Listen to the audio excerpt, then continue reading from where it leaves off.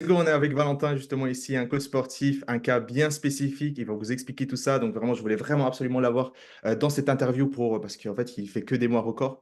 Donc il va vous expliquer tout ça, vous donner des conseils ultra pratiques. Et puis on est parti justement dans cette interview. Donc salut Valentin. Et donc Salut. première chose, hein, forcément, tu peux nous présenter un peu ce que tu fais, depuis combien de temps, ton positionnement, enfin bref, tu Ouais, peux nous dire un peu ouais, en bref. pas de souci. Je m'appelle Valentin, du coup, je suis coach sportif depuis quelques années maintenant. Et globalement, aujourd'hui, avec Matt, on a beaucoup retravaillé sur toute la partie, l'ensemble du business, en fait. Avant de le rejoindre, j'ai pas mal galéré au niveau du business. J'avais très peu d'abonnés sur mon compte Instagram. J'avais quasiment rien. En fait, le business tournait que très peu. J'avais quelques proches qui tournaient avec moi au niveau du coaching. Je savais que mes compétences fonctionnaient, mais concrètement, j'arrivais pas à me développer. J'ai essayé de faire un accompagnement avant maths qui a donné aucun résultat au bout de 3 mois.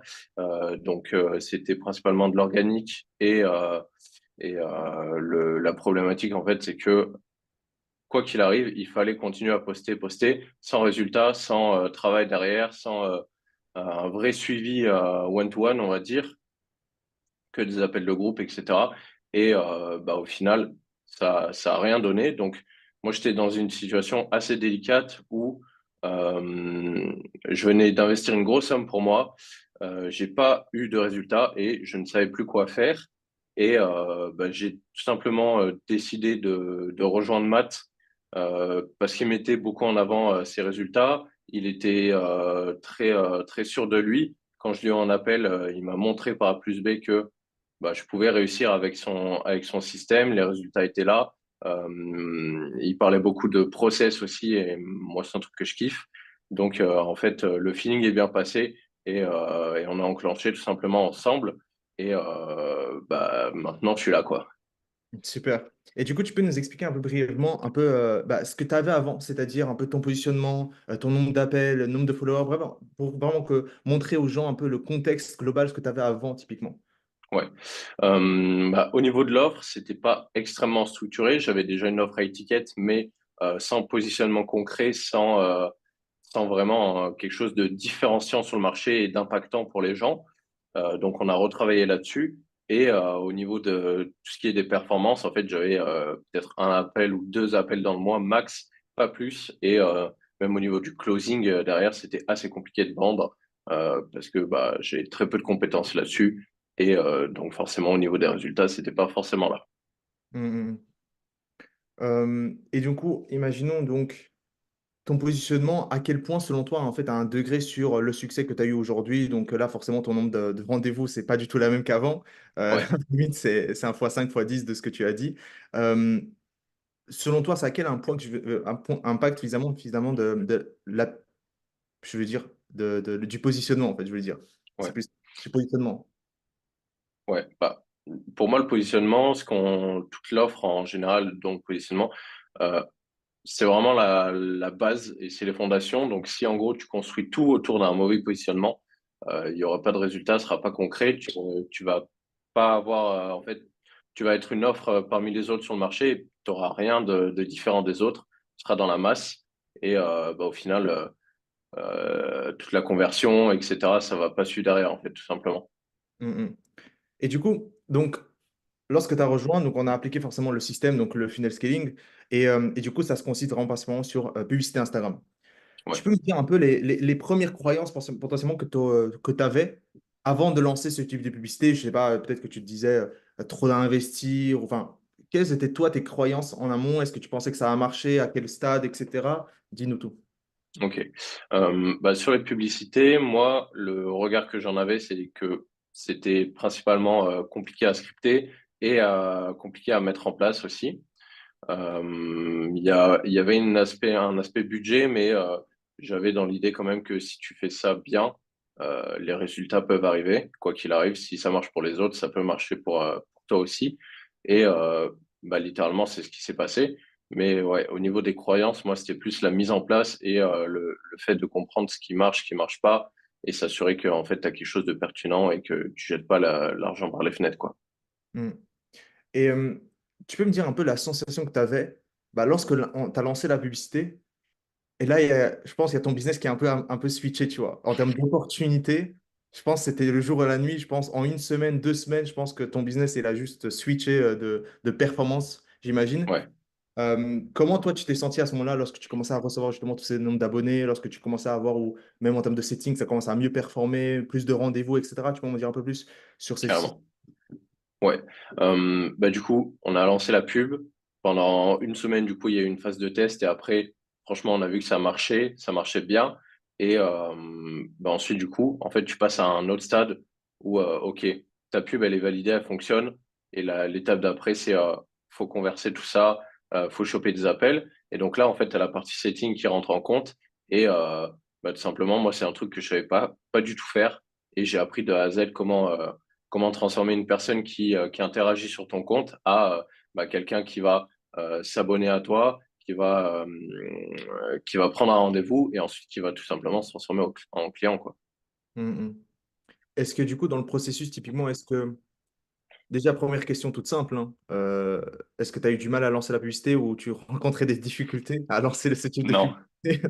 Non. non. J'ai eu des galères avec le business manager, mais du coup, Ouais. c'est même pas ça qui a été une problématique. C'était pas la pub, quoi. C'était plus la chose derrière moi, j'ai mal géré le truc, mais sinon, la publicité était simple, en fait, à mettre en place. Ouais, ouais, c'est totalement ça. À chaque fois, je me dis, à chaque fois, on rigole, c'est l'aspect de à quel point c'est simple de scripter. Et deuxième chose, à quel point c'est simple de lancer aussi. Et Mm. genre, littéralement, tout le monde qui regarde cette vidéo ici maintenant peut lancer une publicité. C'est limite en deux trois clics et c'est lancé. Ouais, Ça fait le point. Ok, c'est pas dans des ad managers ou des choses comme ça. ouais, En fait, ça prend énormément de temps. Là, c'est limite deux ouais, trois clics, c'est aussi simple. Super intéressant. Et du coup, donc, tu as eu quand même des difficultés. Donc, par exemple, lorsque tu as lancé la publicité, donc tu voyais que forcément, la publicité, elle marchait. Donc, c'était en tant que visite de profil. Tu ouais. voyais que tu commences à gagner des abonnés. Et en termes de qualification, tu peux en dire un peu vis-à-vis de la qualification, de ce que tu avais potentiellement avant avec l'organique, avec les autres méthodes, et finalement avec celle-ci, Ouais, typiquement, lorsque tu commences à lancer. Est-ce que tu as ressenti une vraie différence en termes de qualification, que ce soit au niveau des abonnés, au niveau des conversations, au niveau des appels par la suite? Dis-moi tout. ouais, carrément. Bah, déjà, en fait, la qualification, elle va se faire par le script. Donc, si les personnes s'abonnent, concrètement, ils sont au moins un petit peu intéressés par ce que tu proposes. Et bah, si tu as bien scripté, les personnes vont être au moins un peu intéressées. Et derrière, c'est sûr que quand tu échanges avec eux dans les messages privés, direct, tu vois leur problématique, tu captes un peu comment tu peux les aider, etc. Tu vois que bah, il y a une résonance entre bah, leur situation et le script. Et c'est vrai qu'avant, c'était pas du tout le cas. Avec l'organique, c'est aléatoire. T'as des gens qui sont pas du tout là pour ça, tu sais pas ce qu'ils font, des fois ils s'abonnent, ils savent même pas pourquoi. Euh, donc ouais, franchement la publicité, ça a changé la qualité des personnes qui venaient sur le compte, ça c'est sûr. Hmm. Et ouais, non, mais c'est insane à quel point, en fait, surtout qui est intéressant chez toi, c'est ton positionnement, en fait. Hmm. C'est-à-dire, en fait, surtout ton mécanisme unique, en fait. Je trouve que c'était un truc relié à ton passé qui était super pertinent. Et en fait, comment trouver le mécanisme unique, c'est finalement toujours par regarder par son passé, finalement. Son positionnement et son mécanisme unique chez toi, c'est genre en gros tout ce qui est données précises, etc. En termes de coaching sportif, bah, trouvez-moi un autre mec qui propose ça, quoi, coaching sportif. Et c'est là où je parle de créer en fait une offre en tant que nouvelle opportunité dans laquelle il n'y a pas de douleur qui est encore ancrée en fait en la personne. Et typiquement, bah, pour moi, pour toi, ça a été un gros game changer, simplement au-delà, tu vois, au-delà du côté performance setting, performance publicité, performance closing, je pense que c'est aussi ton mécanisme, en fait, qui rentre en jeu aussi. Parce que les Ouais, gens, ils te voient comme, bah, en fait, c'est vrai que j'ai jamais encore essayé ça pour perdre du poids. C'est vrai que j'ai déjà essayé d'autres méthodes à perdre du poids, mais ce que tu présentes, Valentin, ça, c'est quelque chose de nouveau, j'ai pas encore essayé ça. Et donc, ouais, ça, c'est vraiment ultra intéressant qu'on avait créé ça. Bref, et depuis, je pense que c'est totalement insane. ouais, Ok, super. Donc, ça s'est super bien passé. Et donc, moi, je veux savoir, typiquement, tu m'avais déjà un peu nommé quelques problématiques. Tu peux nous dire un peu les problématiques potentiellement que tu as rencontrées pendant le processus, par exemple, bah, de commencer à générer tout ça, à générer tout le scaling que tu as pu faire. Euh, Quelles sont les problématiques que tu as rencontrées et si tu en avais et si tu en as, comment on a pu justement t'aider à résoudre tout ça? ouais. Euh, la première problématique qui est arrivée une fois qu'on a lancé la pub, c'était la gestion du setting en fait. Il y avait tellement de gens qui rentraient que en fait tu passes ta journée à faire du setting. Donc bah on a tout simplement répondu à ça avec un setter, hein, littéralement. Donc tu m'as montré comment recruter, comment implémenter un système pour être sûr que tu as un setter de qualité, de confiance, etc. Donc c'est sûr que là-dessus en fait tu travailles plus dans le business mais sur le business comme tu le dis. Et c'est vrai que ça change tout, hein. Tu passes plus ton temps à faire du setting. Déjà, ça, c'était la première problématique qui a été assez rapidement résolue. Hmm. Et vis-à-vis des systèmes, donc tu m'avais dit justement que c'est quelque chose que tu aimais bien.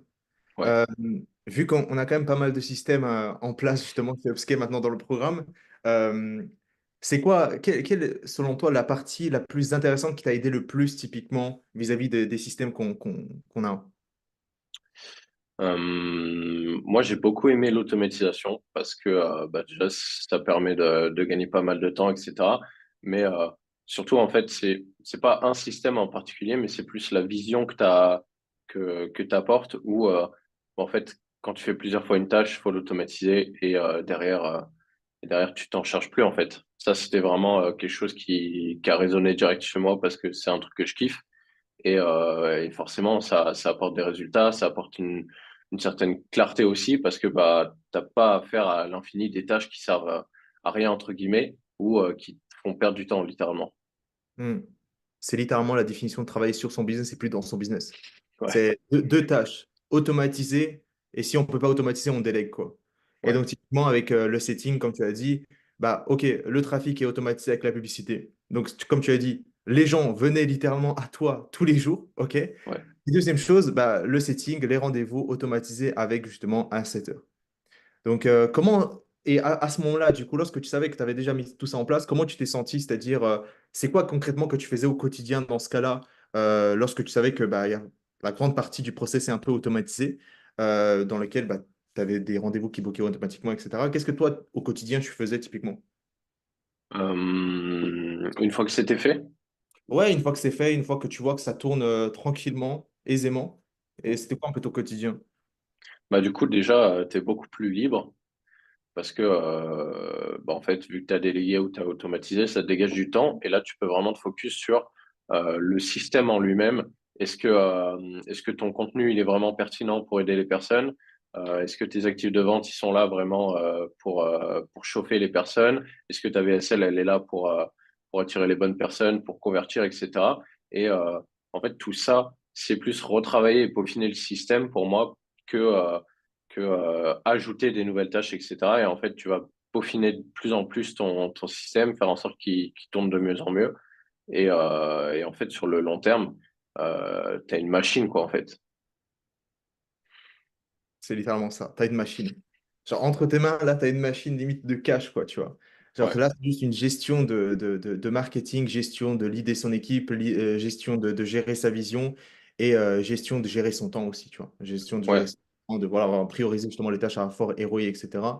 Et c'est super intéressant ce que tu as dit parce que c'est ce que j'essaie toujours de transmettre. C'est vraiment la vision, en fait, aussi du scaling, quoi. ouais, C'est un point super important ce que tu as dit. C'est OK au-delà des systèmes qu'on met en place, au-delà justement de tout, de toute la chose, mais comprendre également la vision qui vient derrière, en fait. Et ouais. Puis aussi, tu te concentres, en fait, sur ce que tu sais faire. Moi, en l'occurrence, c'est coaching sportif. Donc, gérer les clients, les transformer, s'assurer que tout va bien, etc. Tu implémentes aussi des systèmes là-dessus pour améliorer ta qualité de service. Ton coaching, il est plus quali, les clients sont plus satisfaits. Et c'est vrai que tu es plus focus sur en fait ta compétence première et ce que tu aimes faire. Enfin, moi, en l'occurrence, c'est ce que j'aime faire, le coaching. Donc, forcément, si ta majorité de ton taf, c'est ça et que ça t'apporte des résultats, c'est encore mieux, quoi. totalement. Imagine juste, t'es là, juste, tu fais ce que tu kiffes, et en plus de ça, l'argent rentre, quoi. Mm, C'est excellent. Alors, il y a il y a une chose justement que j'ai beaucoup aimé sur ta transformation, c'est les painful. mm. Alors, sur ça, c'est quelque chose d'intéressant. Est-ce que tu peux me dire, est-ce que avant, tu arrivais à obtenir des painful avec même les quelques rendez-vous que tu arrivais à faire? Est-ce que tu arrivais à obtenir des painful, à convaincre ces gens-là? Euh, donc, première question. Ouais, clairement pas. Déjà, convertir les gens, c'était compliqué en closing. Et en plus, les faire payer un paiement en une fois, c'était encore plus chaud. Ça m'était jamais arrivé. Donc, c'est vrai que le premier, moi, je t'ai refait quand il est passé. Et après, il y en a plusieurs autres qui sont passés. Donc ouais, tu vois, et t'apprends des méthodes en fait qui te permettent d'augmenter tes chances de vendre en une fois. Et tu fais comprendre aux clients qu'en fait, littéralement, s'ils le font pas, ils auront beaucoup moins de résultats. Et ça a un impact aussi sur les résultats qu'ils ont et donc la qualité de ton coaching. Exactement. Et au-delà de tout ça, enfin, c'est pas uniquement pour toi, en fait, les painful, mais c'est, comme tu as dit, c'est aussi pour les clients, en fait, parce qu'ils sont du Mm. coup plus investis financièrement. C'est Et du ça, coup, ouais. on est plus investi financièrement, plus on est investi émotionnellement. Et en fait, c'est les Clairement. justement, on fait partie maintenant du process justement de Valentin, ou peu importe le coach, pour gagner des résultats. Et donc, si on assure le fait de painful, ça va assurer, en fait, finalement, inévitablement, la réussite du client. Et donc, toi, tu récupères une étude de cas, que tu la remontes dans le top of funnel, dans le middle funnel, et en fait, ça fait une boucle, une feedback loop positive de résultats clients, des nouveaux clients qui te contactent parce qu'ils ont vu des résultats clients. Bref, et là, c'est Ouais, c'est vraiment ça. infini. Ok, super intéressant jusqu'à maintenant. Euh, je pense que j'avais une petite question. Ouais, donc vis-à-vis des painful, donc au-delà de tout ça, est-ce qu'il y a. Enfin, ouais, je pense que c'est ça que je voulais dire. Vis-à-vis des painful, je pense qu'au-delà vis-à-vis du coach, ça te permet aussi de scaler plus rapidement, quoi. Ouais, Si, clairement. parce que le truc, c'est que si on a ce système-là avec les publicités et que tu te facturais, je sais pas, 200, même 300 euros par mois, et que c'était ta seule limite ou c'était tes seuls clients qui rentrent, c'est uniquement ça et pas de painful, Mm. bonne chance pour croître, quoi, tu vois. Bonne chance pour croître. Et le fait que justement que tu arrives à prendre des painful, c'est ça qui te permet en fait d'avoir déjà du cash flow extrêmement positif, mais celui-ci qui peut être totalement réinvesti en publicité, quoi. Ouais. Euh, Est-ce que tu aurais potentiellement un conseil à donner sur comment faire des painful pour ceux qui regardent? Pour mettre un peu du gold Euh, dans cette vidéo. Ouais, je pense que ça se fait dans toute la partie closing, évidemment, mais ça va être déjà la structure de comment tu vas closer, comment tu vas faire comprendre à la personne que c'est absolument toi la solution unique pour résoudre sa problématique, mais aussi lui faire comprendre que, euh, en fait, si elle n'investit pas sur elle-même, elle va pas y arriver et elle n'aura pas de résultat.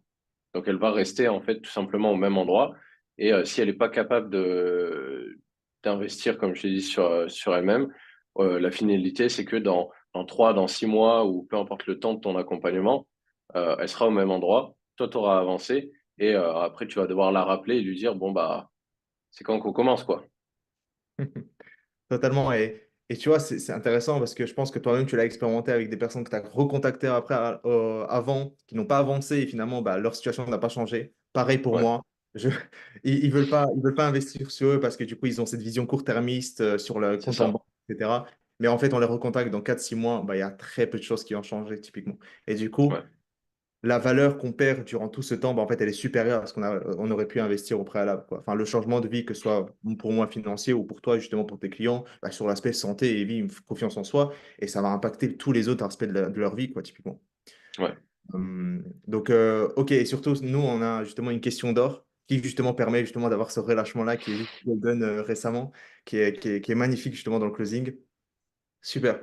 Alors, tu peux nous indiquer aussi quelque chose d'important, c'est tu n'étais pas forcément parti d'Upscale directement, ok? Upscale, ouais, ça reste quand même récent, je pense que ça fait fin mars, des choses comme ça. Et, euh, et donc, toi, tu as rejoint en janvier typiquement. ouais. Euh, Pendant ce temps-là, tu étais dans un programme donc, que j'avais avant. Comment s'est passé, toi, de ton côté, ces transitions-là, en fait? Qu'est-ce que, selon toi, justement, comment s'est passé ces transitions-là? Et deuxième question, en quoi c'est mieux, en fait, typiquement? Est-ce que c'est mieux ou pas du tout? Et en Ouais. quoi c'est mieux si c'est le cas? Carrément. Euh, la transition, franchement, elle s'est passée, on va dire, en douceur, tranquillement. Tu as lancé Upscale. Ce qui a changé concrètement, c'est tous les appels de coaching, que ce soit avec Alice, avec Johan. Pour moi, ça a changé pas mal de choses parce qu'en fait, tu as du contenu, tu as de la valeur qui répond à des problématiques en direct, que ce soit les miennes ou celles d'autres personnes dans l'accompagnement avec la partie communauté. Et en fait, tu as des réponses en direct sur ce dont tu as besoin et tu es en dehors des vidéos, des modules qui ont été aussi améliorés, etc. Franchement, ça a été un bon game changer aussi. l'implémentation de toute la partie vidéo était encore mieux. Mais les appels de coaching, pour moi, c'est ce qui a changé un peu la réponse à toutes les problématiques que tu peux avoir. Tu vas checker les appels qu'il y a, les rediffs, etc., si tu n'as pas assisté. Et en fait, tu as des réponses en direct, quoi. Hmm.